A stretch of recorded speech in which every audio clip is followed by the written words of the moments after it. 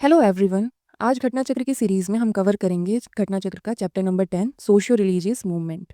इससे पहले हम बाकी के 9 चैप्टर प्रीवियस वीडियो में कवर कर चुके हैं। अगर उसको आपको देखना है तो उसका लिंक डिस्क्रिप्शन बॉक्स में मेंशन है। अगर आपका वीडियो के रिगार्डिंग कोई भी सजेशन है या कुछ क्वेरी है तो आप कमेंट बॉक्स में जाके मुझसे पूछ सकते हैं। विदिन 24 आवर आपको रिप्लाई मिल जाएगा। बाकी आप मेरे वीडियोज़ को ज़्यादा से ज़्यादा शेयर करिए और मेरे चैनल को सब्सक्राइब करिए और वीडियो को प्लीज़ लाइक कर दीजिए। तो चलिए स्टार्ट करते हैं इस वीडियो को। सोशियो रिलीजियस मूवमेंट में जो पहला क्वेश्चन है वो है,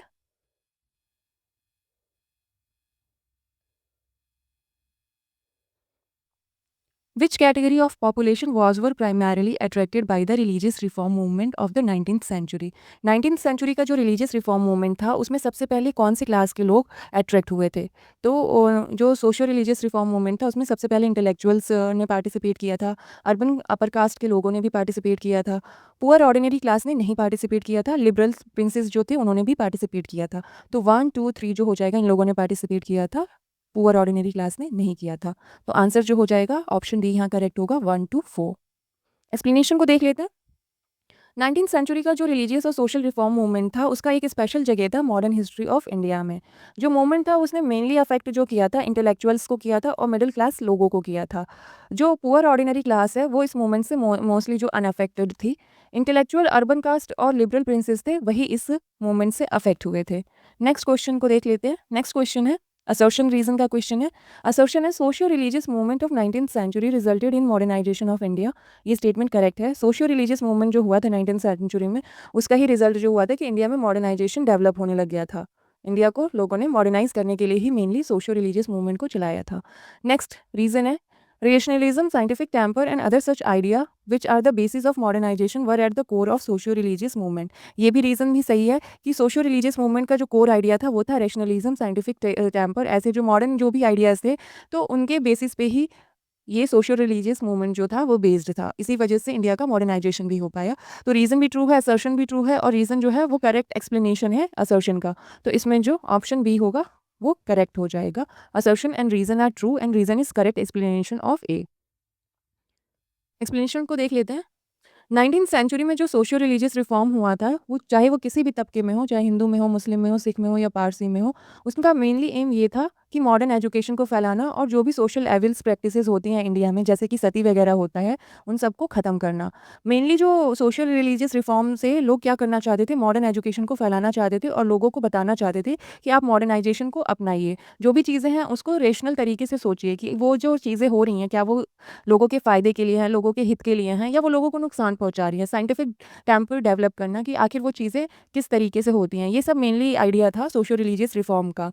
रिफॉर्मर जो थे वो चाहते थे कि सोसाइटी एक्सेप्ट करे रेशनल और साइंटिफिक अप्रोच को और उन्होंने इस चीज़ पे स्ट्रेस डाला कि आप अंडरस्टैंड करिए कि सोशियो रिलीजियस जो भी हमारे आइडियाज़ हैं वो इनकरेज हो साइंटिफिक ह्यूमैनिटेरियन बेसिस पे बेस्ड हो, ना ही कि सुपरस्टिशियस चीज़ों पे बेस्ड हो। जैसे सती प्रैक्टिस वगैरह होता था तो वो काफ़ी ज़्यादा लोगों को, हाँ, पहली बात तो औरतों के लिए वो काफ़ी ज़्यादा ख़राब चीज़ें थी। उससे किसी भी लोग को फ़ायदा नहीं होता था। तो इन सारी चीज़ों को थोड़ा साइंटिफिक तरीके से सोचने के लिए ही mainly socio religious reform movement लाया गया था। नेक्स्ट क्वेश्चन पे मूव करते हैं। नेक्स्ट क्वेश्चन है which of the following class has been influenced by western civilization first. Western civilization से पहले कौन सा क्लास इन्फ्लुएंस हुआ था? तो वो हुआ था educated Hindu middle class. Option C यहाँ पे करेक्ट होगा, एजुकेटेड हिंदू मिडिल क्लास। यही मेनली सोशल रिलीजियस मूवमेंट के लिए भी इनकी यही रिस्पॉन्सिबल थे। इनकी वजह से ही इंडिया में काफ़ी हद तक मॉडर्नाइजेशन हुआ भी था। एक्सप्लेनेशन को देख लेते हैं। Educated Hindu middle class was primarily affected by western culture. जो हिंदू मिडिल क्लास है वो सबसे पहले अफेक्ट हुआ था वेस्टर्न कल्चर से। The new western education educated class was highly affected by rationalism, scientism and humanism. Reformer in Indian society and religious sought to improve the society and Hindu religion inspired by enlightenment and denied superstition, pilgrimage and idolatry। Mainly जो है ये educated class था हिंदू का, middle educated class, वो क्या करना चाहता था, वेस्टर्न एजुकेशन से लोगों में रैशनलिज्म, साइंटिफिक टेम्पो और ह्यूमनिज्म वगैरह डेवलप करना चाहता था और चाहता था कि जो सोसाइटी है वो खुद को इम्प्रूव करे। कुछ भी चीज़ें जो हैं सुपरस्टिशियस चीज़ें या मूर्ति की पूजा वूजा करना या ये सारी चीज़ें करना उनको छोड़ के वो चीज़ों को रैशनल तरीके से सोचें। नेक्स्ट जो क्वेश्चन है, who among the following great man is called the father of India Renaissance. तो इन फादर ऑफ इंडिया रेनेसा किसको बोला जाता है? तो वो बोला जाता है राजा राम मोहन रॉय को। बी जो होगा ऑप्शन यहाँ करेक्ट होगा।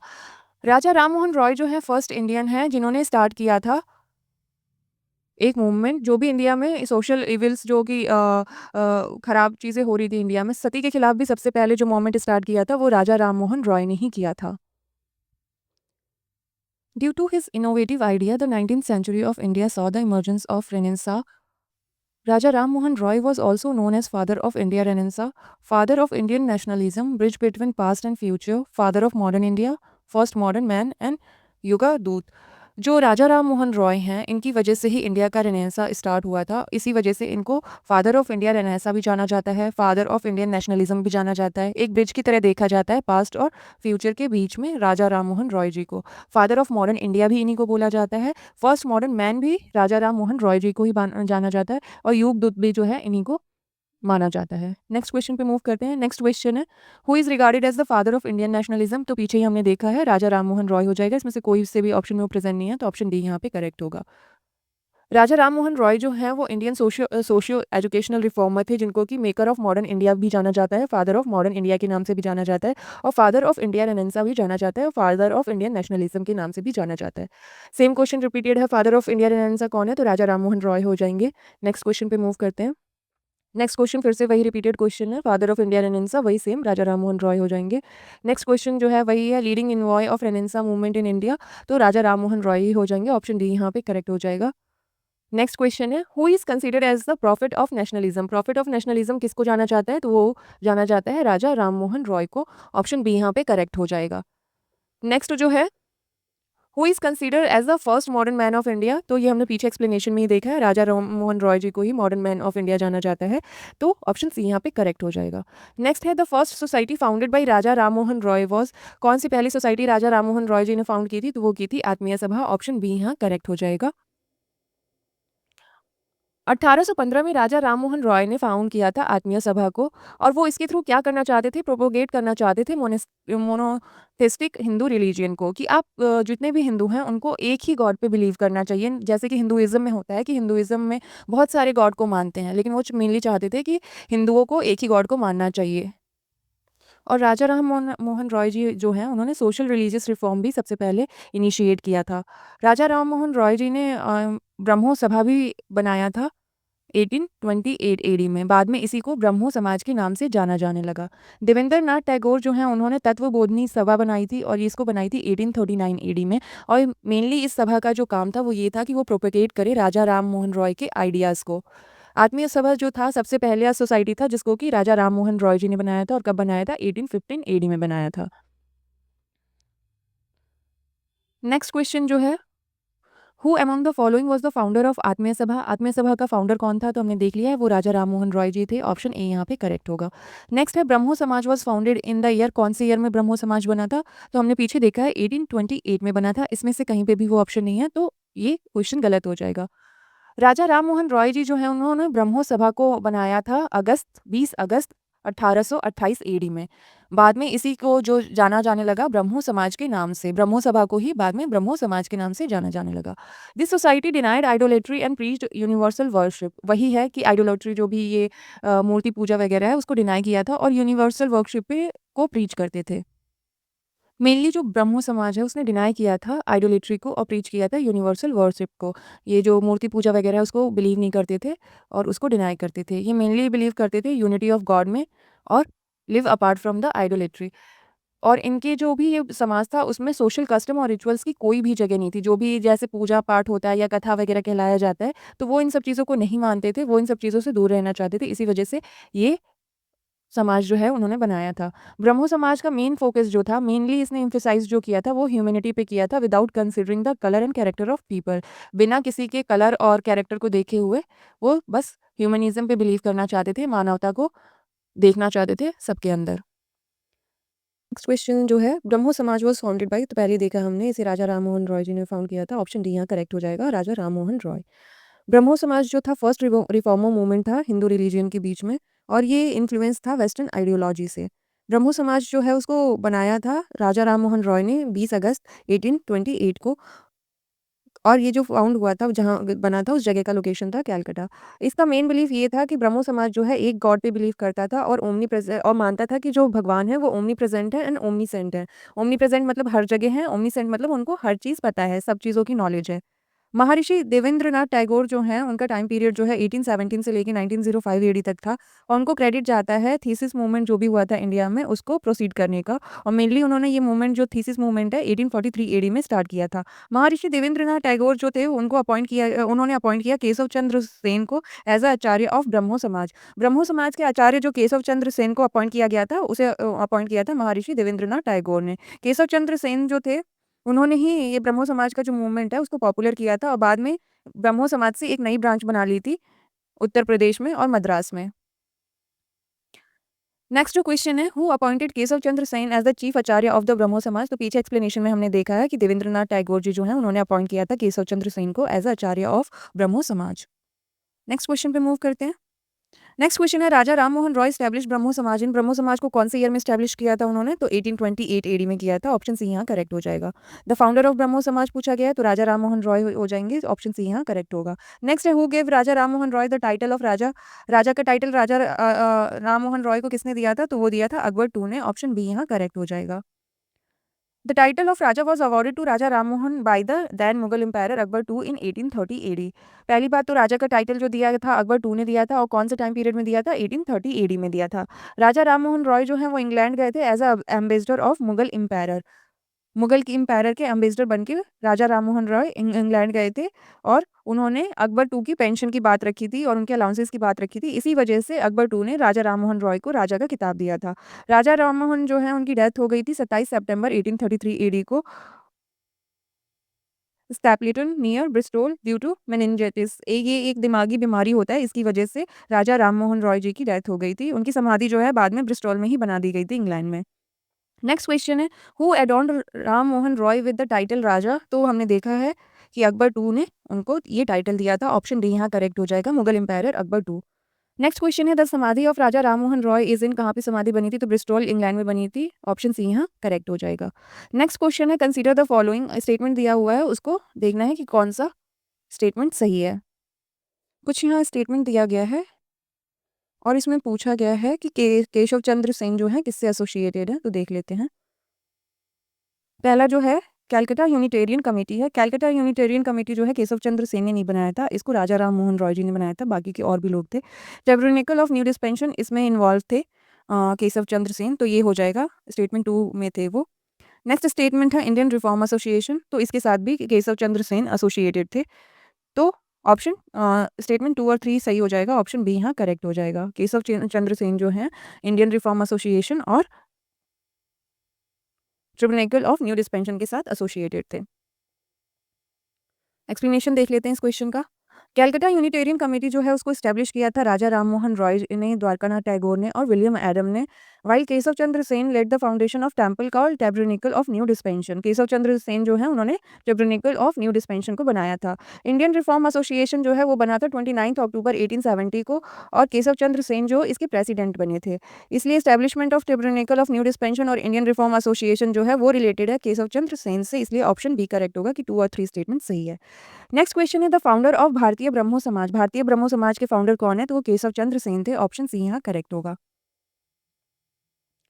द फाउंडर ऑफ ब्रह्मो समाज ऑफ इंडिया, जिसको कि हिंदी में भारतीय ब्रह्मो समाज के नाम से भी जाना जाता है, उसके फाउंडर जो हैं केशव चंद्र सेन है। देवेंद्रनाथ टैगोर जो हैं उन्होंने आचार्य का टाइटल दिया था केशव चंद्र को 1865 में, इसलिए केशव चंद्र सेन जो थे वो ओरिजिनल। बाद में जो ये केशव चंद्र सेन हैं, उन्होंने ब्रह्मो समाज से एक नई ब्रांच बना ली थी, जिसको कि वो आदि ब्रह्मो समाज बोलते थे और ये ग्रुप जो है, इसके लीडर जो हैं केशव चंद्र सेन बन गए थे और ये खुद को भारतीय ब्रह्मो समाज बोला करते थे या नियो ब्रह्मो समाज के नाम से जाने जाते थे। अगेन 1878 में क्या हुआ, जो ये भारतीय ब्रह्मो समाज है, ये फिर से बाइफरकेट हो गया और इससे साधारण ब्रह्मो समाज निकला। जो ये इसलिए बना था साधारण ब्रह्मो समाज, क्योंकि जो केशव चंद्र सेन हैं, उन्होंने अपने बेटी जो थी 14 साल की बेटी, उसकी शादी करा दी थी किंग से। पहले तो ये लोग मॉडर्नाइज़ेशन में बिलीव करते थे, ये लोग कहते थे कि शादी की एज ज़्यादा होनी चाहिए, ये होनी चाहिए, लेकिन केशव चंद्र सेन ने खुद ही अपनी माइनर डॉटर की शादी जो है किंग से करवा दी थी, कोच बिहार के किंग से। इसलिए इसी का अपोज़ करने के लिए आनंद मोहन बोस जी और शिवनाथ शास्त्री जो थे, उन्होंने साधारण ब्रह्मो समाज बना दिया आदि ब्रह्मो समाज से। 20 अगस्त 1828 को राजा राम मोहन रॉय जो थे, उन्होंने रेंटेड हाउस जो कि था फिरंगी कमल बोस का वहाँ पे ब्रह्मो समाज को बनाया था। ब्रह्मो समाज की फॉर्मेशन जो हुई थी 20 अगस्त 1828 एडी को हुई थी। वहीं पे ताराचंद्र चक्रवर्ती जो थे इसके पहले सेक्रेटरी बने थे ब्रह्मो समाज के। ब्रह्मो समाज के पहले सेक्रेटरी ताराचंद चक्रवर्ती थे। देवेंद्रनाथ टैगोर जो थे उन्होंने इस सोसाइटी को 1843 में जॉइन किया और केशव चंद्र सेन ने इस सोसाइटी को 1857 एडी में जॉइन किया था। Due to difference of opinion between Debendranath and Keshab Chandra Sen 11 November 1866 Keshab Chandra Sen formally formed Bharatiya Brahmo समाज वेयर अर्लियर एस्टैब्लिश्ड ब्रह्मो समाज वाज नोन एज आदि ब्रह्मो समाज।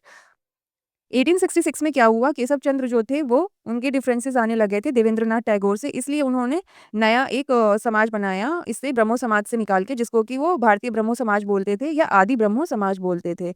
ये जो सारी डिटेल्स हैं ये इस वाली वेबसाइट पे अवेलेबल है, वहां से आप देख सकते हैं। नेक्स्ट क्वेश्चन है, हु फाउंडेड द आदि ब्रह्मो समाज? आदि ब्रह्मो समाज किसने बनाया था? तो वो बनाया था देवेंद्रनाथ टैगोर ने। देवेंद्रनाथ टैगोर जो है उन्होंने ब्रह्मो समाज को ज्वाइन किया था 1843 में। बाद में उन्होंने अपॉइंट किया था एज अ आचार्य केशव चंद्र सेन को। लेकिन बाद में उनकी डिफरेंसेस की वजह से जो है केशव चंद्र सेन ने नया एक समाज बना लिया था, ब्रह्म समाज उसको बोलते थे या ब्रह्म समाज ऑफ इंडिया बोलते थे। वहीं पे जो पुराना वाला समाज रह गया था उस समाज को आदि ब्रह्मो समाज बोलते थे। पहले तो ये ब्रह्मो समाज बना, ब्रह्मो समाज जो है बाइफरकेट होके आदि ब्रह्मो समाज में बना और एक जो बना ब्रह्मो समाज ऑफ इंडिया बना या भारतीय ब्रह्मो समाज जिसको भी बोलते हैं, उसमें बाइफरकेट हो गया था। बाद में इसे जो ये भारतीय ब्रह्मो समाज है वो भी बाइफरकेट हो गया था। इससे साधारण ब्रह्मो समाज बना जिसके कि फाउंडर जो थे आनंद मोहन बोस थे। तो इस तरीके से इसकी क्रोनोलॉजी है। नेक्स्ट क्वेश्चन है, the Brahmo Samaj is based on the principle of, Brahmo Samaj कौन से प्रिंसिपल पे बेस्ड है? तो मोनोथिज्म पे बेस्ड था। ऑप्शन ए यहाँ करेक्ट होगा। राजा राम मोहन रॉय जो है उन्होंने ब्रह्मो समाज को फाउंड किया था 1828 एडी में और इसका ऑब्जेक्टिव ये था कि ये मोनोथिज्म को और बढ़ाना चाहता था और आइडोलेट्री और जो एंथ्रो एंथ्रोपोमॉर्फिज्म जो है उसको डिनाई करता था। ब्रह्मो समाज जो है एम्फसाइज करता था कि यूनिवर्सल गॉड की वर्शिप होनी चाहिए, एक ही गॉड की वर्शिप होनी चाहिए। नेक्स्ट क्वेश्चन है, which of the following were not protested by Raja Ram Mohan Roy? इनमें से कौन सा चीज़ है जिसके अगेंस्ट राजा राम मोहन रॉय ने प्रोटेस्ट नहीं किया था? तो उन्होंने वेस्टर्न एजुकेशन के अगेंस्ट कोई प्रोटेस्ट नहीं किया था। ऑप्शन सी यहाँ पे करेक्ट हो जाएगा। राजा राम मोहन रॉय जो थे वो एडरेंट एडवोकेट थे वेस्टर्न एजुकेशन के, वो काफ़ी ज़्यादा सपोर्ट करते थे वेस्टर्न एजुकेशन को और वो भी इंग्लिश मीडियम में। बाद में 11 दिसंबर 1823 को जो लॉर्ड आर्मरेस्ट थे उन्होंने लिखा, we now find that the government is establishing a Sanskrit school under Hindu Pandit to impart knowledge as is already current in India. This seminary can only be expected to load the mind of physical distinction of little or no practical use to the society. The Sanskrit system of education would be best calculated to keep this country in darkness, but as the improvement of the British native population is object of the government, it will be consequently promote to a more liberal and enlightened system of instruction, embarrassing mathematics, natural philosophy, chemistry, anatomy, with other useful sciences, which may be accomplished with the sum proposed by employing a few gentlemen of talent and learning educated in Europe and providing a college furnished with necessary books, instrument, and other apparatus. He protested social evils like idolatry, child marriage, sati system. Actually जो यहाँ पे Lord armrest हैं, वो Sanskrit college के खुलने पे उन्होंने ये बोला कि संस्कृत कॉलेज जो संस्कृत तो ऑलरेडी इंडिया में पढ़ाई जाती थी और इससे कुछ नहीं होगा, इंडिया डार्कनेस में ही जाएगा, इंडिया की कोई इंप्रूवमेंट नहीं होगी, कोई मॉडर्नाइजेशन नहीं होगा। अगर इंडिया इंप्रूव करना चाहता है तो उसको इंग्लिश एजुकेशन को अपनाना चाहिए और जो वेस्टर्न बुक्स जो है फिलोसफी पे, मैथमेटिक्स पे, केमिस्ट्री पे, एनाटॉमी पे बेस्ड हैं, उनको यूज़ करना चाहिए, उससे ही इंडिया का मॉडर्नाइजेशन हो सकता है। नेक्स्ट क्वेश्चन है, which of the ever following was started in the opposition of religious social ideas of Ram Mohan Roy? Ram Mohan Roy ने ब्रह्मो समाज बनाया था, उसके अपोजिशन में दूसरे एक इंसान ने कुछ और समाज बनाया। तो किसने बनाया था? ये अपोज करता था, मेनली जो राजा राम मोहन के आइडियाज थे उसको अपोज करता था। तो ये समाज का नाम था समाचार चंद्रिका। ऑप्शन बी यहाँ पे करेक्ट होगा। भवानी चंद्र बंदोपाध्याय जो हैं उन्होंने पब्लिश किया था समाचार चंद्रिका 1822 एडी में। उन्होंने ये स्टार्ट किया था क्योंकि वो अपोज़ करना चाहते थे रिलीजियस सोशल आइडियाज़ जो राजा राम मोहन रॉय के थे उसको अपोज़ करना चाहते थे। Earlier he was a editor of Samvad कुमारी, लेकिन वो पहले जो ये भवानी चंद्र बंदोपाध्याय हैं ये एडिटर थे संवाद कुमारी को और इसको लिखा था राजा राम मोहन रॉय ने। नेक्स्ट क्वेश्चन है, which of the following statement is are correct regarding Brahmo Samaj? Brahmo समाज के रिगार्डिंग इनमें से कौन सा स्टेटमेंट सही है? इट अपोज्ड आइडोलेट्री, तो ये हमने पीछे ही देखा है कि मूर्ति पूजा वगैरह को ये अपोज करता था। नेक्स्ट क्वेश्चन, नेक्स्ट स्टेटमेंट है, it denied the need for the priestly class for interpreting the religious text. ये भी स्टेटमेंट सही है। ये डिनाई करता था कि जो ये प्रिस्टली क्लास है, जो पंडित वगैरह हैं, वही केवल इंटरप्रेट नहीं कर सकते हैं रिलीजियस टेक्स्ट को सभी लोगों को पढ़ना चाहिए। नेक्स्ट है, it popularise the doctrine that the Vedas are infallible. ऐसा कुछ नहीं बोला था कि वेदास ही सबसे सुपीरियर हैं या इनफैलिबल हैं, ऐसा नहीं बोला था। तो स्टेटमेंट 1 और 2 करेक्ट है, तो ऑप्शन बी यहाँ पे सही हो जाएगा। यहाँ करेक्ट आंसर ही हमें बताना था। ब्रह्मो समाज जो है उसे बनाया था राजा राम मोहन रॉय ने और 1828 में बनाया था। बेसिक इसके जो प्रिंसिपल्स थे वो ऐसे थे कि ये मोनोथिज्म पे बिलीव करता था और free Hindustan from the evils, जो भी यहाँ पे सोशल एविल्स थे उसको खत्म करना चाहता था। ये अपोज करता था मूर्ति पूजा वगैरह को, और जो प्रिस्ट के डोमिनेंस थी, पंडितों का राज था, उसको अपोज करता था और इम्प्रूव करना चाहता था सिचुएशन, जो भी औरतों की सिचुएशन थी इंडिया में उसको इम्प्रूव करना चाहता था। स्वामी दयानंद सरस्वती जो हैं उन्होंने वेदास की डॉक्ट्राइन को इनफैलिबल बोला और उन्होंने ही इसको पॉपुलराइज किया।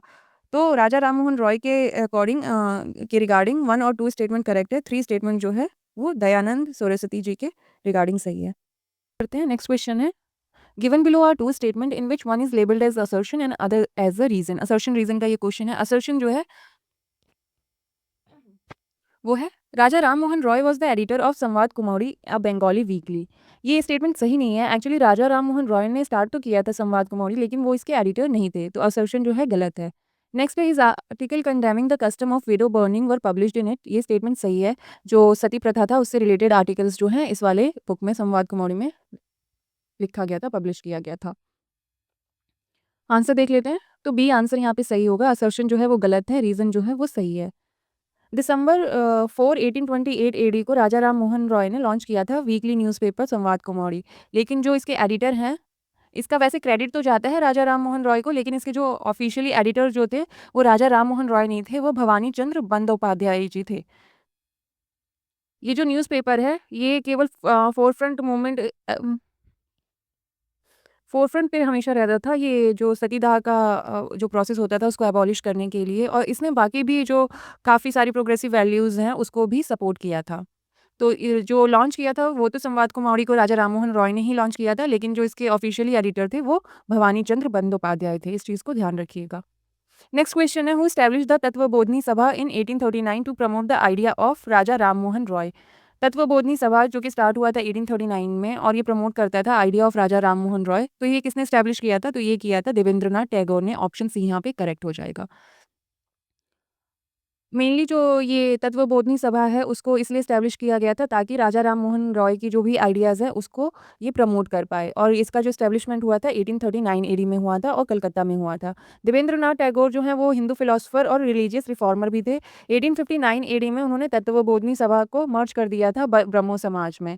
इसका जो प्राइमरी ऑब्जेक्टिव था वो ये था कि ये डेलिब्रेट करना चाहता था रिलीजियस टॉपिक पे और स्प्रेड करना चाहता था इसेंस ऑफ उपनिषद को, उपनिषद के जो भी सेंस था उसको फैलाना चाहता था। नेक्स्ट क्वेश्चन है, the best representative of neo Hinduism in the second half of the 19th century was. 19th century में नियो हिंदुइज्म का सबसे बड़ा रिप्रेजेंटेटिव कौन था? तो वो थे स्वामी विवेकानंद। ऑप्शन बी यहाँ पे करेक्ट होगा। स्वामी विवेकानंद जो है उनका टाइम पीरियड है 1863 से 1902 एडी तक, और इनको क्रेडिट दिया जाता है कि इन्होंने इंटरप्रेट किया था टीचिंग ऑफ रामकृष्ण परमहंस जी के टीचिंग्स को। एक्चुअली ये रामकृष्ण परमहंस जी के काफ़ी बड़े फॉलोवर थे। इनकी सबसे बड़ी खासियत थी कि जो भी टीचिंग्स थी उसको काफ़ी सिंपल लैंग्वेज में ही एक्सप्लेन करते थे। स्वामी विवेकानंद जी जो है इमर्ज्ड हुए as a advocate of neo Hinduism. Neo Hinduism के एडवोकेट थे ये। 1893 एडी में ये शिकागो गए थे, वहाँ उन्होंने अपनी एक फेमस स्पीच दी थी। Parliament of world religious conference जो हुआ था शिकागो में, उसमें उन्होंने हिंदुइज्म के ऊपर स्पीच दी थी। इसमें इन्होंने एक शॉर्ट इंट्रोडक्शन दिया था हिंदुइज्म के ऊपर में, और हिंदुइज्म का मतलब क्या है इसके बारे में भी उन्होंने बताया था, the meaning of Hindu religion के ऊपर में। उसके बाद उन्होंने विजिट किया था यूनाइटेड स्टेट ऑफ अमेरिका को और इंग्लैंड को हिंदुइज्म को प्रमोट करने के लिए। स्वामी विवेकानंद जी हैं, उन्होंने बोला था कि हिंदू रिलीजन जो है वो केवल फूड तक ही सीमित है, खाने तक ही सीमित है। वो जो हिंदू रिलीजन है वो हमेशा चुप रहता था एक्सप्लॉयटेशन ऑफ पुअर के बारे में। कोई यहाँ पे पुअर का काफ़ी ज़्यादा एक्सप्लॉयटेशन किया जाता था, लेकिन हिंदू रिलीजन इसके बारे में कुछ बोलता नहीं था। तो इस पे वो काफ़ी ज़्यादा इस चीज़ से डिस्प्लीज़्ड थे।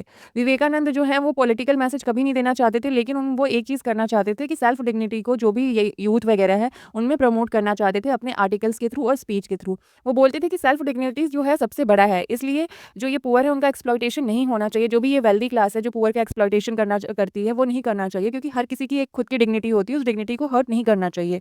जो विवेकानंद है वो एक स्टॉन्च पैट्रियट थे, काफ़ी बड़े देशभक्त थे। सुभाष चंद्र बोस जी जो हैं उनके बारे में बोलते हैं कि अगर आज तक देखा जाए तो स्वामी विवेकानंद जी जो हैं उनको स्पिरिचुअल फादर मानना चाहिए मॉडर्न नेशनलिज्म मूवमेंट का। ये बोला था सुभाष चंद्र बोस ने कि स्वामी विवेकानंद को स्पिरिचुअल फादर माना जाना चाहिए मॉडर्न नेशनलिस्ट मूवमेंट का।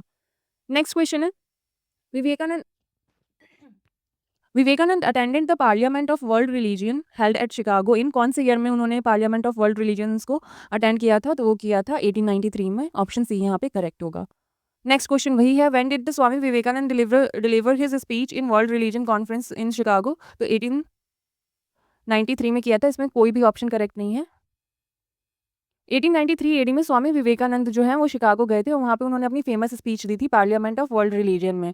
उन्होंने अपनी स्पीच में एक शॉर्ट इंट्रोडक्शन दिया था हिंदुइज्म के बारे में और बताया था the meaning of Hindu religion के बारे में।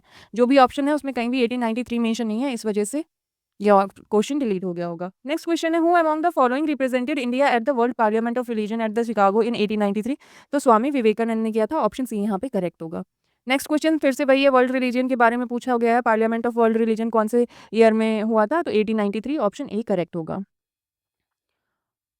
नेक्स्ट क्वेश्चन फिर उसी से रिलेटेड है कि इनमें से किसने पार्टिसिपेट किया था पार्लियामेंट ऑफ रिलीजन को, जो कि शिकागो में हुआ था 1893 में? तो स्वामी विवेकानंद ने किया था। नेक्स्ट क्वेश्चन है, who advocated practical Vedanta? Practical Vedanta को किसने प्रमोट किया था या किसने इसके बारे में एडवोकेसी की थी? तो वो की थी विवेकानंद जी ने। ऑप्शन डी यहाँ पे करेक्ट होगा।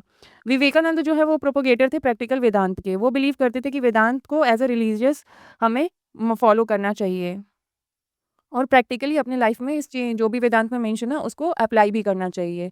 उन्होंने वेदांत के बारे में पहली स्पीच जो दी थी वो दी थी 10 नवंबर 1896 को लंदन में दिया था। नेक्स्ट क्वेश्चन है, who among the following famous reformer road the book न्याय योग, कर्म योग एंड राज योग? तो ये जो लिखा था योगा के बारे में, जो भी लिखा था, ये स्वामी विवेकानंद जी ने लिखा था। ऑप्शन ए यहाँ करेक्ट होगा। The patriot sant of India Swami Vivekananda is respected throughout the world as a spiritual genius. जो स्वामी विवेकानंद जी हैं उनको पूरी वर्ल्ड ही उनको रिस्पेक्ट देती थी और उनको एज अ स्पिरिचुअल जीनियस मानती थी। One of the quotes of him, truth can be stated in 1000 different way yet each one can be true. Raj yoga, Karma yoga, भक्ति योगा, न्याय योगा और वर्क ऑफ स्वामी विवेकानंद। ये जो कुछ बुक्स हैं ये जो हैं स्वामी विवेकानंद जी ने लिखा है और एक इनका फेमस क्वेट है कि जो सच्चाई है उसको 1000 तरीके से बताया जा सकता है और हर एक तरीका जो है वो सच ही होगा। नेक्स्ट क्वेश्चन है, who was the founder of Ramakrishna mission? Ramakrishna mission का फाउंडर कौन है? तो वो स्वामी विवेकानंद जी हैं। ऑप्शन सी यहाँ करेक्ट होगा। रामकृष्ण मिशन जो है उसको फाउंड किया गया था 1897 एडी में और इसको जो बनाया था श्री रामकृष्ण परमहंस जी के नाम पे बनाया गया था। जो स्वामी विवेकानंद जी हैं वो एक डिसिपल थे रामकृष्ण जी के। रामकृष्ण मिशन को इस्टेब्लिश किया था स्वामी विवेकानंद ने और किसके नाम पे किया था? रामकृष्ण परमहंस के नाम पे किया था, क्योंकि वो इनके डिसिपल रह चुके थे।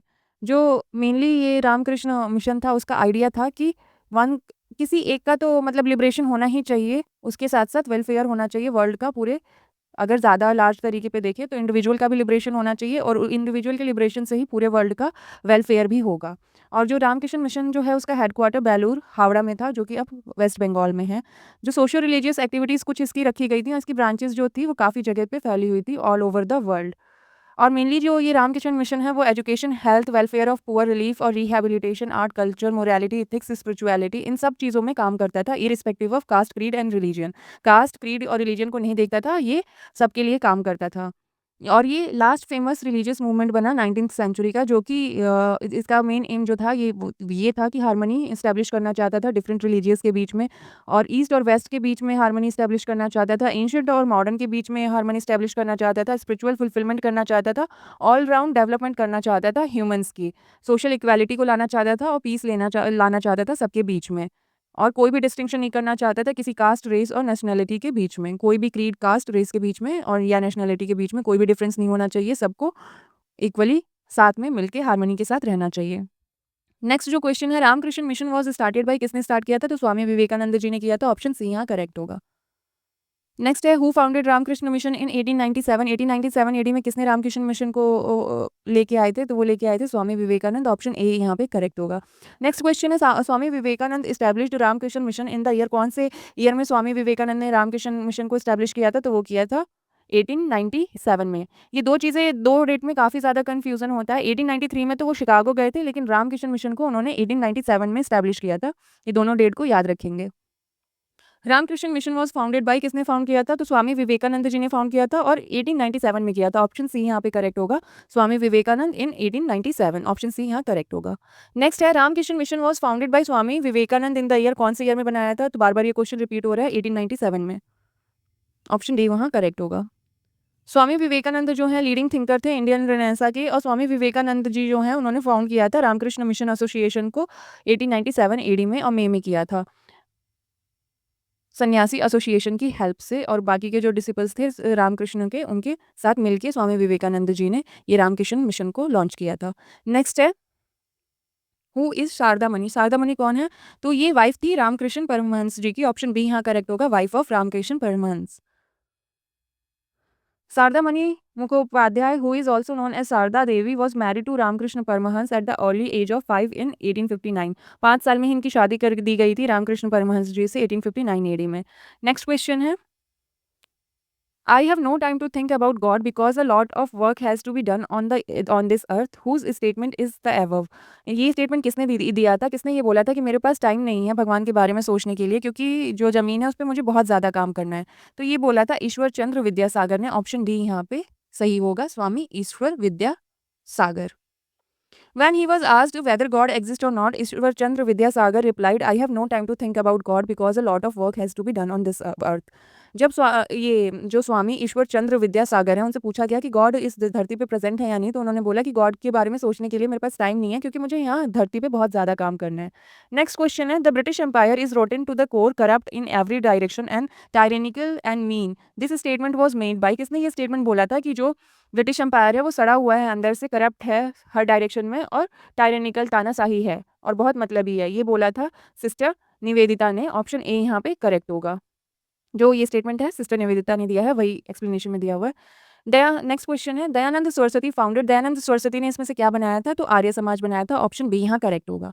स्वामी दयानंद सरस्वती जो है उन्होंने फाउंड किया था आर्य समाज को, और इसको फाउंड किया था अप्रैल 1875 को मुंबई में। और इसका एम क्या था? इसका मेन एम था, ये प्रमोट करना चाहती थी नोबल आइडियाज़ को जो कि यूनिवर्सली ट्रू हो।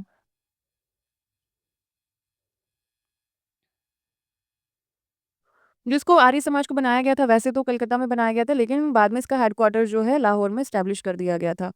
आर्य समाज जो है वो एडवोकेट करता था peaceful and progressive human living को। स्वामी जो है वो यूज करते थे आर्य समाज को as a platform to launch his campaign against social evils that were prevalent in Hindu society at that time. Swami Vivekananda जो है आर्य समाज को यूज करते थे एज अ प्लेटफॉर्म, ताकि वो जितने भी सोशल इविल्स वगैरह हैं, जो भी समाज में खराब चीज़ें हैं, उसको उखाड़ फेंके इंडिया से। स्वामी दयानंद सरस्वती जो है अपोज करते थे ऑपरेसिव प्रैक्टिसेस, जो भी ये ऑपरेसिव प्रैक्टिसेस होती थी हिंदू ट्रेडिशन में, उसको ये अपोज करते थे। और ये इन्होंने एक लाइन भी बोली थी जो कि काफ़ी ज़्यादा फेमस है, गो बैक टू वेदास। ये एज इट इज़ स्टेटमेंट आता है कि गो बैक टू वेदास किसने बोला था? तो ये दयानंद सरस्वती जी ने बोला था। इन्होंने काफ़ी वर्क भी किया था ताकि अबॉलिश हो पाए social stigma such as child marriage और कास्टिज्म। कास्टिज्म और चाइल्ड मैरिज को हटाने के लिए भी काफ़ी ज़्यादा काम किया था स्वामी दयानंद सरस्वती जी ने। नेक्स्ट है the year of Arya Samaj founded. कौन से ईयर में आर्य समाज बना था? तो हमने ऊपर ही देखा है 1875 में बना था। ऑप्शन सी यहाँ करेक्ट होगा। नेक्स्ट है हु एस्टैब्लिश्ड द आर्य समाज। तो दयानंद सरस्वती जी ने किया था। ऑप्शन सी यहाँ पे करेक्ट होगा। नेक्स्ट क्वेश्चन है who of the following is responsible for the revival of Vedas. Revival of Vedas के लिए कौन फेमस है? तो स्वामी दयानंद सरस्वती जी हैं। ऑप्शन सी यहाँ पे करेक्ट होगा। आर्य समाज के जो फाउंडर हैं वो हैं स्वामी दयानंद सरस्वती, जो कि बिलीव करते थे वैदिक कल्चर पे। ये वैदिक कल्चर पे काफ़ी ज़्यादा बिलीव करते थे। उन्होंने ये स्टेटमेंट बोली थी कि गो बैक टू वेदास। यही स्लोगन दिया था इन्होंने, गो बैक टू वेदास। और स्वामी दयानंद सरस्वती जी का मानना था कि वैदिक पीरियड से लेके अब तक जितने भी रिलीजन बने हैं वो सब फॉल्स रिलीजन हैं। उनको हमें नहीं मानना चाहिए, केवल वेदास को मानना चाहिए। क्योंकि वेदास में किसी पर्टिकुलर चीज़ के ऊपर रिलीजन नहीं बना था, बल्कि वहाँ लोगों के काम के अकॉर्डिंग उनको कास्ट दिया गया था कि जो कोई जो काम परफॉर्म करता था उसके अकॉर्डिंग कास्ट में डिस्ट्रीब्यूट हुए थे लोग, ना ही कि किसी रिलीजन के बेसिस पे डिस्ट्रीब्यूट किया गया था। स्वामी दयानंद सरस्वती जी ने एक झंडा भी फहराया था 1867 एडी में, जिसको कि नाम दिया था उन्होंने पाखंड खानदानी पटाखा, जो कि गंगा रिवर पे फहराया था, इनलाइटन करने के लिए common man against the superstitious and other bad ritual that were prevailing eight that time. जो भी उस टाइम में बुराइयां थीं या सुपरस्टिशियस था लोगों के बीच में, या जो भी बैड रिचुअल्स थे, उसके खिलाफ लोगों को बताने के लिए, जागरूक करने के लिए उन्होंने ये झंडा फहराया था। He denied the authenticity of Puranas as he believed that they were responsible for idolatry in Hinduism। जो स्वामी दयानंद सरस्वती हैं, वो पुराणास को भी नहीं मानते थे। वो मानते थे कि जो आजकल मूर्तियों की पूजा होती है, वो हिंदू में कहाँ से आई है, तो वो पुराणास के थ्रू ही आई है। स्वामी दयानंद जो थे लॉजिकल, साइंटिफिक और क्रिटिकल एनालिसिस करते थे किसी भी फेथ का। कोई भी रिलीजन है, अगर वो लॉजिकल है, साइंटिफिक है और क्रिटिकल है, लॉजिकल और साइंटिफिक है, तभी वो मानते थे, अदरवाइज़ नहीं मानते थे। According to Annie Besant, Swami Dayanand was the first person who said India is only for Indians. Swami Dayanand Saraswati is also known as the Martin Luther King of India for his effort in religious reform। जो ये दयानंद सरस्वती हैं, वो Annie Besant ये मानती थी कि स्वामी दयानंद जी जो हैं, वो पहले पर्सन हैं जिन्होंने बोला था कि India is only for Indians, India केवल इंडियंस के लिए है। स्वामी दयानंद जी को Martin Luther king of India भी जाना जाता है, क्योंकि उन्होंने रिलीजियस रिफॉर्म के लिए काफ़ी ज़्यादा एफर्ट डाला था। नेक्स्ट क्वेश्चन जो है, who has said let's go back to the Vedas, तो ये हमने ऊपर ही देख लिया, दयानंद सरस्वती जी ने बोला था, ऑप्शन बी यहाँ करेक्ट होगा। नेक्स्ट क्वेश्चन है, who among the following is known as Martin Luther of India, तो दयानंद सरस्वती जी को ही जाना जाता है, तो ऑप्शन ए करेक्ट होगा। नेक्स्ट क्वेश्चन है, सत्यारथ प्रकाश वाज रिटन बाई, ये सत्यारथ प्रकाश जो है किसने लिखा था, तो दयानंद सरस्वती जी की ही ये बुक थी, ऑप्शन डी यहाँ पे करेक्ट होगा। Satyarth Prakash the light of truth is the masterpiece of Swami Dayanand Saraswati, और इसे लिखा कब था, 1875 एडी में लिखा था। Someone called it magnum opus. Magnum opus का है कि कुछ लोगों का मानना था कि सत्यरथ प्रकाश जो है ये इनका मास्टरपीस था, मास्टर वर्क था, सबसे ज़्यादा बेस्ट वर्क था। स्वामी दयानंद सरस्वती जो हैं, उनका ओरिजिनल नाम जो था वो मूल शंकर तिवारी था। उनका जो जन्म हुआ था 1824 एडी में हुआ था, और मोरवी प्रिंसली स्टेट गुजरात में हुआ था, और एक ये जो है एक रिच ब्राह्मण फैमिली में पैदा हुए थे। आर्य समाज जो है हिंदू रिफॉर्म मूवमेंट था, जिसको कि फाउंड किया था स्वामी दयानंद सरस्वती ने, और 1875 में इसको बनाया था। नेक्स्ट क्वेश्चन है, हु हैज़ रिटन सत्यरथ प्रकाश, सत्यरथ प्रकाश किसने लिखा था, तो वो दयानंद सरस्वती ने लिखा था, ऑप्शन डी करेक्ट होगा। नेक्स्ट क्वेश्चन है, द राइटर ऑफ सत्यरथ प्रकाश किसने लिखा था, तो स्वामी दयानंद ने लिखा था। कई बार यही क्वेश्चन, सेम क्वेश्चन रिपीट हो रहा है, इसमें उनका नाम ही मेंशन नहीं है, इसलिए ई यहाँ पे करेक्ट हो जाएगा। Satyarth Prakash is the sacred book of, किसकी बुक थी, तो आर्य समाज की थी, ऑप्शन ए यहाँ करेक्ट होगा। नेक्स्ट क्वेश्चन है, who was the author of Satyaratha Prakash, same question repeat हो रहा है, ऑप्शन सी यहाँ पे करेक्ट हो जाएगा। नेक्स्ट क्वेश्चन है, who among the following organizations, which among the following organization supported Shuddhi movement, Shuddhi movement को इनमें से कौन से ऑर्गेनाइजेशन ने सपोर्ट किया था, तो आर्य समाज ने किया था, ऑप्शन ए करेक्ट हो जाएगा। शुद्धि मूवमेंट जो था उसे आर्य समाज ने स्टार्ट किया था, और आर्य समाज जो है उसको फाउंड किया था स्वामी दयानंद सरस्वती जी ने 1875 में बॉम्बे में, ताकि हिंदुइज्म में वो रिफॉर्म कर पाएँ। और जो ये शुद्धि मूवमेंट स्टार्ट किया गया था, वो इसलिए स्टार्ट किया गया था कि जो भी हिंदुइज्म दूसरे रिलीजन में कन्वर्ट हो चुके हैं, उसको वापस से हिंदू बनाया जा सके, इसलिए शुद्धि मूवमेंट स्टार्ट किया था आर्य समाज ने। नेक्स्ट क्वेश्चन है, given below are two statement, one levelled as assertion, assertion reason का ही क्वेश्चन है। असर्शन जो है ये दिया गया है, the Arya Samaj movement give self confidence and self reliance to the Hindus, ये स्टेटमेंट सही है। जो आर्य समाज मूवमेंट था वो सेल्फ कॉन्फिडेंस बढ़ाया और सेल्फ रिलायंस लेके आया हिंदूज के बीच में। नेक्स्ट रीजन है, the Arya Samaj movement undermine the believe in superiority of white race, ये भी स्टेटमेंट सही है, क्योंकि आर्य समाज ने बताया था कि वाइट रेस जो है वो कोई सुपीरियर नहीं है। तो असर्शन रीजन तो इसमें दोनों सही है, लेकिन जो रीजन है वो करेक्ट एक्सप्लेनेशन नहीं है असर्शन का, इसलिए ऑप्शन बी यहाँ पे सही हो जाएगा। Assertion and reason are true but reason is not correct explanation of A, option B यहाँ करेक्ट होगा। एक्सप्लेनेशन देख लेते हैं। आर्य समाज को जो स्टैब्लिश किया था वो स्वामी दयानंद सरस्वती ने किया था, अप्रैल 1875 एडी में, और बॉम्बे में किया था। इसका मेन एम जो था वो था कि reestablish Vedic religion and in its pure form and to socially politically religiously integrate India. इसका मेन एम जो था कि वैदिक रिलीजन जो है उसको स्टैब्लिश करें, और जो सोशली पॉलिटिकली और रिलीजियसली इंडिया को इंटीग्रेट कर दें, एक कर दें। इसका एम जो था वो ये करना चाहता था, लोगों में सेल्फ कॉन्फिडेंस को बढ़ाना चाहता था और सेल्फ रिलायंस को बढ़ाना चाहता था हिंदूज के बीच में। आर्य समाज जो है एक्सेप्ट करता था सुपीरियरिटी ऑफ हिंदू और रिजेक्ट करता था व्हाइट रेस सुपीरियरिटी। ये बोलता था आर्य समाज कि व्हाइट जो है वो कोई सुपीरियर नहीं है, हिंदू ही सुपीरियर है। नेक्स्ट क्वेश्चन है, who of the following said good government is no substitute for the self government, कि जो अच्छा गवर्नमेंट है वो सेल्फ गवर्नमेंट का सब्सटीट्यूट नहीं है, उसका जगह नहीं ले सकता गुड गवर्नमेंट सेल्फ गवर्नमेंट का, तो वो स्वामी दयानंद सरस्वती ने ही बोला था, ऑप्शन सी यहाँ करेक्ट होगा। जो दयानंद सरस्वती सरस्वती जी हैं वो एक रिफॉर्मर थे, वो बिलीव करते थे इन pragmatism. He preached against many rituals of Hindu religion such as idol worship, caste by birth, animal sacrifices, and restriction of women from reading Vedas. जो दयानंद सरस्वती जी हैं, वो अगेंस्ट थे, बहुत सारे हिंदू रिलीजन हैं, उसके खिलाफ थे, जैसे कि आइडल वर्शिप हो, कास्ट बाय बर्थ हम किसी को दे देते हैं कि ये राजपूत है, ये जाट है या कुछ भी है। तो इस इन सब चीज़ों के खिलाफ थे, एनिमल सैक्रिफाइसेस के भी खिलाफ थे और जो वुमेन्स पे रिस्ट्रिक्शन लगी होती थी, उसके भी खिलाफ थे। दयानंद सरस्वती जो थे, उनका क्लियरली व्यू था कि गुड गवर्नमेंट जो है, वो कोई सब्स्टिट्यूट नहीं है सेल्फ गवर्नमेंट का। लेकिन आर्य समाज जो है कोई भी पॉलिटिकल बॉडी नहीं थी, लेकिन इसने नेशनलिज्म के सेंटिमेंट्स को बढ़ाने में कंट्री में बहुत ज़्यादा हेल्प किया था। नेशनलिज्म को काफ़ी हद तक स्प्रेड किया था कंट्री में आर्य समाज ने। नेक्स्ट क्वेश्चन है, who among the following first use the word Swaraj and accepted Hindi as the national language? इनमें से कौन है जिसने सबसे पहले स्वराज वर्ड का यूज़ किया था और हिंदी को एज़ अ नेशनल लैंग्वेज माना था? तो स्वामी दयानंद थे। ऑप्शन बी यहाँ करेक्ट होगा। स्वामी दयानंद जो थे फर्स्ट थे जिन्होंने स्वराज टर्म का यूज़ किया था और डिक्लेयर किया था कि हिंदी हमारी नेशनल लैंग्वेज होगी। He was the first who emphasized to adopt swadeshi product and boycott foreign product. All these we were later used in Indian national movement. और यही पहले पर्सन थे जिन्होंने एम्फसाइज्ड किया, जिन्होंने जोर डाला कि हमें स्वदेशी प्रोडक्ट्स को यूज़ करना चाहिए, जो हमारे देश में बनी हुई चीज़ें हैं उनको ही यूज़ करना चाहिए, जो फॉरेन प्रोडक्ट्स हैं बाहर से आई हुई चीज़ें हैं उनको नहीं यूज़ करना चाहिए। इनके ही व्यू को इसी व्यू को इंडियन नेशनल मूवमेंट में बाद में यूज़ किया गया। नेक्स्ट क्वेश्चन है, who among the following said India for the Indians? India for the Indians किसने बोला था? तो ये दयानंद सरस्वती ने बोला था। ऑप्शन सी यहाँ करेक्ट होगा। जो ये स्टेटमेंट है इंडिया फॉर इंडियंस, ये दयानंद सरस्वती ने बोला था।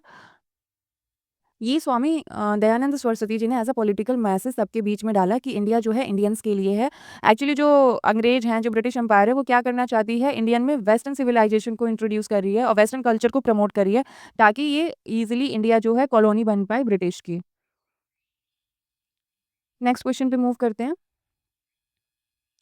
नेक्स्ट क्वेश्चन है, arrange the following in chronological order. Chronological order में हमें अरेंज करना है। कुछ यहाँ पे पर्सन्स हैं, उनका नाम दिया गया है, उनको क्रोनोलॉजिकल ऑर्डर में अरेंज करना है। इसमें तुलसीदास, राजा राममोहन रॉय, स्वामी विवेकानंद, दयानंद सरस्वती मेंशन है। जो तुलसीदास हैं, उनका टाइम पीरियड 16th सेंचुरी में था, अराउंड 1500 में आ जाएगा ये। और राजा राममोहन रॉय जी जो थे, वो उनका टाइम पीरियड 1772 से लेके 1833 एडी तक था। और ये स्वामी विवेकानंद जो है, इनका टाइम पीरियड 1863 से लेके 1902 तक था। और दयानंद सरस्वती जी का टाइम पीरियड जो है 1824 से लेके 1883 तक था। तो क्रोनोलॉजिकली जाएँ तो सबसे पहले तुलसीदास थे, फिर उसके बाद राजा राममोहन रॉय थे, उसके बाद दयानंद सरस्वती थे, उसके बाद स्वामी विवेकानंद थे। तो सबसे पहले फर्स्ट आएगा, फर्स्ट के बाद सेकंड आएगा, सेकंड के बाद फोर्थ, फोर्थ के बाद थर्ड। इसमें ऑप्शन बी करेक्ट हो जाएगा। नेक्स्ट क्वेश्चन देख लेते हैं एक्सप्लेनेशन को। जो तुलसीदास थे उनका 16th सेंचुरी टाइम पीरियड था और ये राजा राममोहन रॉय जो है उनका टाइम पीरियड 1772 से लेके 83 तक था, 1883 तक। दयानंद सरस्वती का टाइम पीरियड जो है 1824 से लेके 1883 एडी तक था और विवेकानंद जो है उनका टाइम पीरियड 1863 से लेके 1902 तक था। वही सेम चीज़ ऊपर बताई है मैंने आपको। नेक्स्ट क्वेश्चन है, who was the founder of प्रार्थना समाज? प्रार्थना समाज के फाउंडर कौन थे? तो इनमें से प्रार्थना समाज के फाउंडर कोई भी नहीं थे। प्रार्थना समाज के फाउंडर एक्चुअली जो थे आत्माराम पांडुरंगे थे। इनमें से कोई भी नहीं है, इस वजह से क्वेश्चन गलत हो गया। एक्सप्लेनेशन को देख लेते हैं। प्रार्थना समाज जो है उसको फाउंड किया था आत्माराम पांडुरंगे ने केशव चंद्र के इंस्पिरेशन को लेके और 1867 में इसे फाउंड किया था बॉम्बे में। महादेव गोविंद रनाडे जो हैं इस सोसाइटी को उन्होंने ज्वाइन किया था 1869 में। जो ये मूवमेंट है वो स्टार्ट हुआ था as a religious and social reform in Maharashtra. Maharashtra में रिलीजियस और सोशल रिफॉर्म को स्टार्ट करने के लिए ये मूवमेंट स्टार्ट हुआ था और ये ब्रह्मो समाज जैसा ही एक मूवमेंट था। इसका मेन ऑब्जेक्टिव जो था वो ये था कि जो ये कास्ट सिस्टम है उसको डिसअप्रूव करते थे, नहीं मानते थे ये और ये रेज़ करना चाहते थे एज ऑफ मैरिज दोनों लड़की के लिए भी और लड़कियों के लिए भी, मेल फीमेल्स दोनों के लिए शादी की एज को बढ़ाना चाहते थे और जो विडो रीमैरिज है उसको भी ये प्रमोट करना चाहते थे और वुमेन्स की एजुकेशन को भी। ये जो सोशियो रिफॉर्म मूवमेंट था उसे रनाडे ने कंटिन्यू किया था टिल द 19th सेंचुरी। जो ढोंडो केशव कार्वे थे और विष्णु शास्त्री थे वो भी बहुत बड़े फॉलोवर थे इसी सोशल रिफॉर्म प्रोग्राम के और रनाडे और कार्वे जी ने साथ में मिलकर एक विडो रीमैरिज मूवमेंट भी स्टार्ट की थी और उन्होंने ही हिंदू विडोज़ होम को भी बनाया था। और हिंदू विडो होम जो है वो क्या करता था, एजुकेशन प्रोवाइड करता था विडोज़ को। रनाडे जी ने मेंशन किया है, रनाडे जी को मेंशन करता है as a father of culture renaissance in the western India. Western India जो है, इंडिया के ये वेस्टर्न पार्ट में जितना भी रेनेसा है उसका फादर जो माना जाता है कल्चरल रेनेसा का, वो रनाडे जी को माना जाता है। नेक्स्ट क्वेश्चन जो है वो ये है, प्रार्थना समाज वॉज इस्टेब्लिश्ड इन, प्रार्थना समाज कहाँ पे बना था? तो प्रार्थना समाज जो है महाराष्ट्र में स्टैब्लिश किया गया था। नेक्स्ट जो क्वेश्चन है वो ये है, who was the founder of प्रार्थना समाज? प्रार्थना समाज का फाउंडर कौन था? तो इसके फाउंडर जो थे आत्माराम पांडुरंगे थे। ऑप्शन ए यहाँ पे करेक्ट होगा। नेक्स्ट जो क्वेश्चन है वही फाउंडर पूछा हुआ है प्रार्थना समाज का, तो आत्माराम पांडुरंगे हो जाएगा। नेक्स्ट जो क्वेश्चन है वो पूछा हुआ है, who was the chief director of प्रार्थना समाज इन महाराष्ट्र? जो प्रार्थना समाज था उसके चीफ डायरेक्टर को पूछा हुआ है कि वो कौन था, तो एमजी रनाडे थे। ऑप्शन बी यहाँ पे करेक्ट हो जाएगा। नेक्स्ट क्वेश्चन जो है, who among the following was founder of Dev Samaj? Dev समाज का फाउंडर कौन था? तो वो थे शिव नारायण अग्निहोत्री। ऑप्शन सी यहाँ पे करेक्ट होगा, शिव नारायण अग्निहोत्री। देव समाज जो था एक रिलीजियस और सोशल रिफॉर्म सोसाइटी था जिसको कि बनाया गया था 1887 एडी में लाहौर में, और इसको जो एस्टैब्लिश किया था वो पंडित शिव नारायण अग्निहोत्री ने एस्टैब्लिश किया था। पंडित शिव नारायण अग्निहोत्री को भगवान देवात्मा के नाम से भी जाना जाता था। जो ये अग्निहोत्री हैं, नारायण अग्निहोत्री, ये फॉलोवर थे ब्रह्मो समाज के। इनकी जो टीचिंग्स हैं देव समाज की, उसको कंपाइल की गई थी देव शास्त्र में। देव शास्त्र नाम की एक बुक थी, उसमें जितनी भी टीचिंग्स थी देव समाज की, इसको कंपाइल किया गया था। जो ये देव समाज है वो फेमस हो गया था 1913 के बाद, क्योंकि जो शिव नारायण अग्निहोत्री हैं उन्होंने अपने सेकंड सन जो थे उनको as a spiritual leader, spiritual successor घोषित किया था। उसके बाद ही देव समाज की काफ़ी ज़्यादा पॉपुलैरिटी बढ़ गई थी। नेक्स्ट जो है question, in 1873 who founded Satyashodhak Samaj? 1873 में सत्यशोधक समाज किसने बनाया था? तो सत्यशोधक समाज के जो फाउंडर है वो हैं ज्योतिबा फूले। ऑप्शन बी यहाँ करेक्ट होगा, ज्योतिबा फूले। सत्यशोधक समाज जो है उसको फाउंड किया था ज्योतिबा फूले ने 1873 में। जो ज्योतिबा फूले हैं वो उनका जो जन्म हुआ था 1827 में हुआ था एज अ गार्डनर सन, माली के ये बेटे थे। ये जो मूवमेंट है सत्यशोधक समाज का मूवमेंट, वो एक मूवमेंट था नॉन ब्राह्मणिकल्स के लिए, और ये ब्राह्मण्स के काफ़ी ज़्यादा अगेंस्ट थे। इस समाज का मेन ऑब्जेक्टिव जो था वो ये था कि जो शूद्रास हैं उनको फ्री कर पाएँ, ब्राह्मणिकल स्क्रिप्चर के इन्फ्लुएंस में जो शूद्रा खुद को बहुत ज़्यादा लो मानते हैं उस चीज़ से इनको फ्री कर पाएँ। उनको कॉन्शियस कर पाएँ उनके राइट्स के बारे में, और लिबरेट कर पाएँ जो वो मेंटल और रिलीजियस स्लेवरी कर रहे हैं ब्राह्मण्स की, उससे शूद्रास को फ्री कर पाएँ। सत्यशोधक समाज के जो फाउंडर हैं ज्योतिबा फूले, उन्होंने एक बुक भी लिखी थी। उस बुक का नाम काफ़ी फेमस है, ये बुक गुलामगिरी। ये ज्योतिबा फूले की ही बुक है, गुलामगिरी। नेक्स्ट है, हु एस्टैब्लिश्ड सत्यशोधक समाज? सत्यशोधक समाज को किसने बनाया था? तो ज्योतिबा फूले ने बनाया था। ऑप्शन सी यहाँ पे करेक्ट होगा। नेक्स्ट है, who formed the Satyashodhak Samaj? वही सेम क्वेश्चन, तो इसमें ज्योतिबा फूले ही ऑप्शन करेक्ट होगा, ऑप्शन डी सही होगा। नेक्स्ट है, which one of the following was the author of गुलामगिरी? गुलामगिरी का कौन ऑथर था? तो ज्योतिबा फूले ही थे। ऑप्शन बी यहाँ करेक्ट हो जाएगा। नेक्स्ट है, who is the author of famous book गुलामगिरी? वही ज्योतिबा फूले, ऑप्शन सही होगा, ऑप्शन ए करेक्ट होगा यहाँ पे।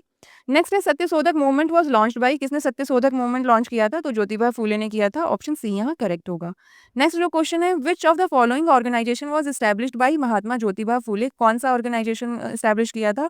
तो इन्होंने सत्यशोधक समाज किया था। ऑप्शन सी यहाँ पे करेक्ट होगा, ज्योतिबा फूले ने सत्यशोधक समाज बनाया था। नेक्स्ट क्वेश्चन है, whose main aim was to uplift the backward class? कौन बैकवर्ड क्लास को अपलिफ्ट करना चाहता था? तो वो थे ज्योतिबा फूले थे, और उनका जो समाज का नाम था सत्यशोधक समाज था। तो इसका ही मेन एम ये था कि जो बैकवर्ड क्लास है उनका अपलिफ्टमेंट करें। सत्यशोधक समाज जो है उसका मेन एम था कि अपलिफ्टमेंट हो पाए बैकवर्ड क्लासेस की, और इसको फाउंड जो किया था ज्योतिबा फूले ने किया था 1873 एडी में। ये काम करता था वेलफेयर ऑफ दलित्स, दलित्स के हित के लिए काम करता था और लोअर कास्ट के हित के लिए काम करता था। उन्होंने एक क्रिटिकल बुक भी लिखी जिसको कि सार्वजनिक सत्यधर्म पुस्तक के नाम से जाना जाता है, और दूसरी जो बुक लिखी थी गुलामगिरी लिखी थी। ये दोनों बुक काफ़ी फेमस बुक है, इसको याद रखेंगे, गुलामगिरी और सार्वजनिक सत्यधर्म पुस्तक। ये जो बुक थी वो उसमें जो मेनली था एंटी ब्राह्मण एक्टिविटीज़ के बारे में नॉलेज फैलाई गई थी। नेक्स्ट जो है, who was the founder of Satyashodhak Samaj having its primary emphasis on seeking of truth? तो ज्योतिबा फूले ही होगा, ऑप्शन डी यहाँ पे करेक्ट होगा। वही है, सत्यशोधक समाज से कौन बिलोंग करते थे जिनका एम्फेसिस था कि वो सच्चाई को देखे या सच्चाई को फैलाएं, तो ज्योतिबा फूले ही थे। ऑप्शन डी यहाँ करेक्ट होगा। नेक्स्ट क्वेश्चन है, सत्यशोधक समाज ऑर्गेनाइज, सत्यशोधक समाज जो था वो किसे ऑर्गेनाइज करता था? तो ये एक एंटी कास्ट मूवमेंट था जो कि महाराष्ट्र में चला था। ऑप्शन सी यहाँ पे करेक्ट होगा, an anti caste movement in Maharashtra.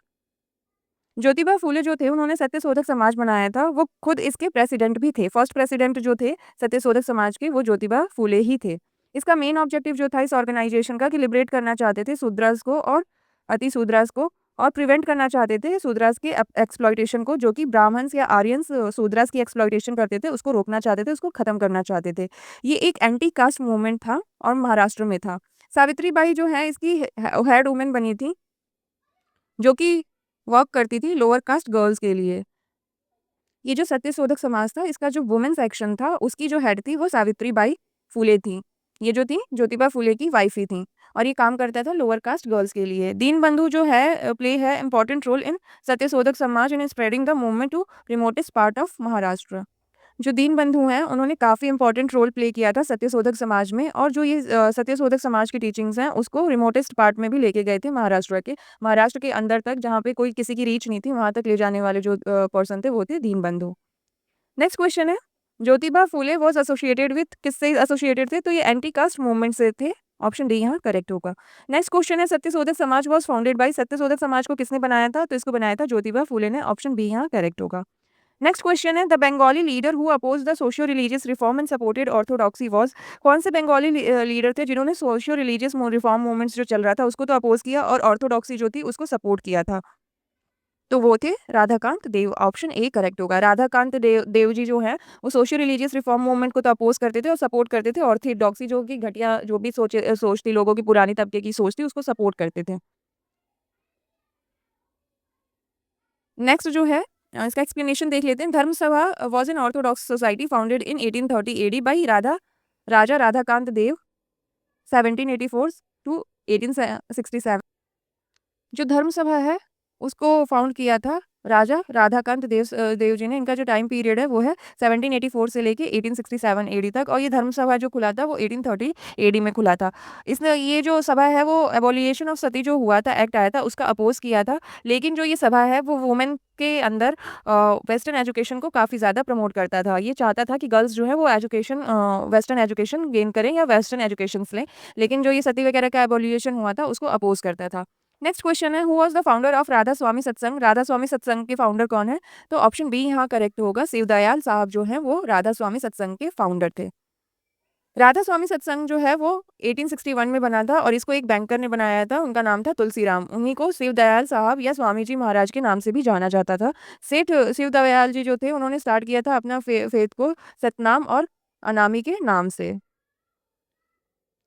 Next question है, which reformer of Maharashtra is also known as Lok Hitwadi? लोक हितवाड़ी किसे जाना जाता है? तो वो जाना जाता है गोपाल हरि देशमुख को। ऑप्शन डी यहाँ करेक्ट होगा। लोक हितवाड़ी जो है गोपाल हरिकृष्ण देशमुख जी को